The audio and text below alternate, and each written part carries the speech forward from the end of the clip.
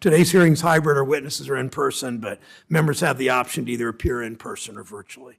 Last week marked 1 year since Vladimir Putin unleashed his brutal criminal war on Ukraine.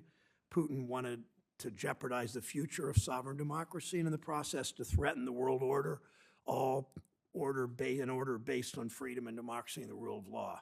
Putin has been surprised by two things: the resilience of the Ukrainian people and President Biden's ability to put together and keep together a broad, consistent international coalition to support the Ukrainian people as they defend their country.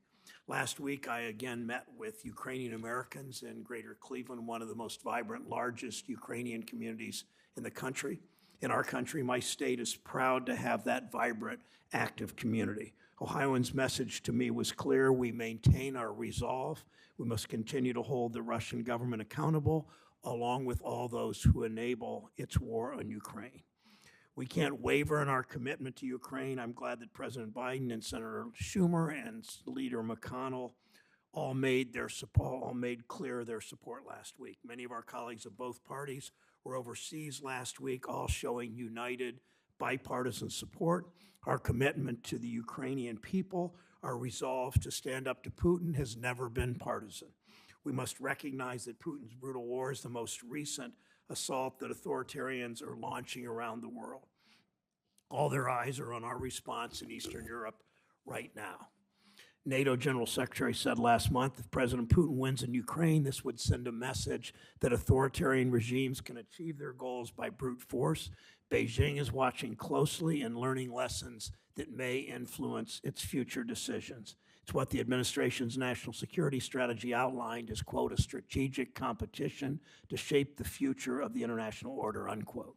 Today's hearing is about how we use economic tools, sanctions, export controls, investment screening to advance and protect U.S. national security and foreign policy. In addition to the humanitarian and military assistance the U.S. and our allies have provided to Ukraine, our response to Putin's war centered on the significant sanctions and export controls we have imposed to ensure that Russia, not the rest of the world, bears the full cost of Putin's illegal criminal invasion. These measures are imposing real costs on Russia. Treasury Deputy Secretary Wally Adeyemo put it pretty well last week. Our actions are forcing Russia to mortgage its economic future to save face today. We, of course, recognize that not all economies are the same. Our work is complex as we confront the challenges posed by President Xi and the Chinese Communist Party in Beijing. 25 years ago, Senator Lindsey Graham and I led efforts as House members to oppose China's accession to the World Trade Organization.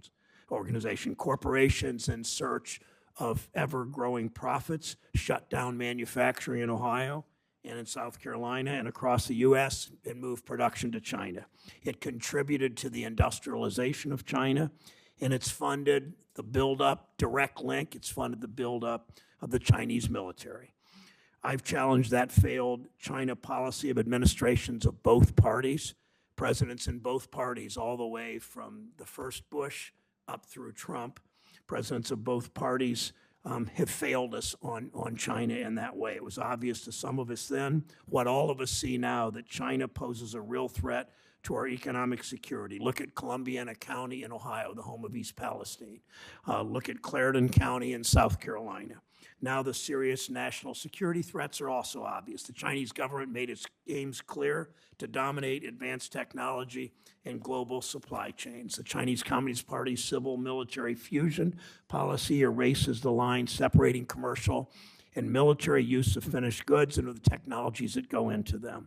And we've seen Beijing ramp up its activities in the South China Sea and Taiwan Strait while oppressing its own citizens. Now we're even seeing Chinese Communist Party officials meeting with Putin and consistently refusing to condemn his invasion of Ukraine.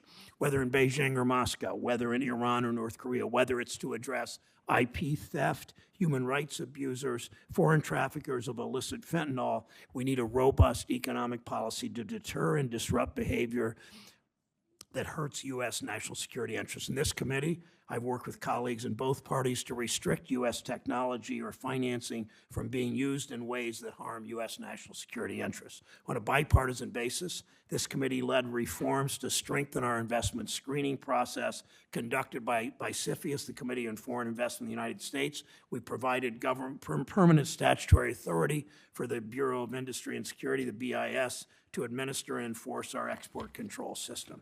And last Congress, Ranking Member Toomey and I led this committee's work to prohibit the importation of Russia gold, to impose sanctions regarding human rights abuses by Iran, and to expand BIS's authority to limit exports to foreign militaries, intelligence services, and security forces. We took action last year. Many sitting at this table remember, to remove most favored nation trade status from Russia.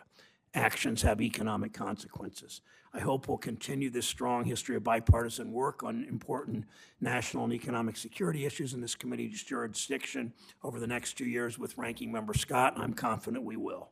Today in this hearing, we have a chance to take that first step by examining how we use our economic toolkit to advance the breadth of issues that impact our U.S. national security and foreign policy. We must use these tools we have to deter or disrupt behavior that undermines our economy. We need to do that while we strengthen our partnership with countries that share our values for democracy and free markets. We need to do that while not harming U.S. economic and technological leadership.